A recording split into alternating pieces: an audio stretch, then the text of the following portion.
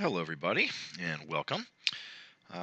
Today, our first word is a person who is very famous and certainly for fighting for the equality of Africans and the acceptance into society. And we're going to look at a different approach in 1 second here. But Booker T. Washington was a very prominent African American educator, and his thing was he believed in the idea of gradual equality for African Americans. This means, as opposed to demanding full equality right away, Booker T. Washington felt that over time, if African Americans were able to gain education or employment skills, and that over time they would prove to the rest of society that hey, we're just like everyone else. We, work, go to school, and we are, a valuable part of society. And this was what we call graduals over a period of time that the rest of society would come to realize that hey, African Americans are just like everyone else. And that was Booker T. Washington's gradual approach.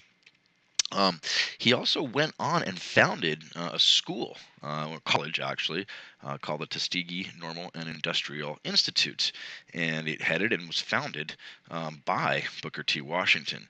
And so he really was a man of action, not just, oh, you should do this and that. No, he actually put his money where his mouth is and provided incredible amounts of help by building and founding and heading up the Tuskegee Institute. Uh, the opposite sort of viewpoint was a guy named W.E.B. Du Bois, and he was the first African American to receive a PhD from Harvard. And he received the PhD despite facing all sorts of discrimination. For example, he wasn't allowed to be on Harvard campus after dark because of the racist rules at the time. Now, he did not believe in gradual equality. He believed in more immediate equality, and he believed in the idea of the talented 10th.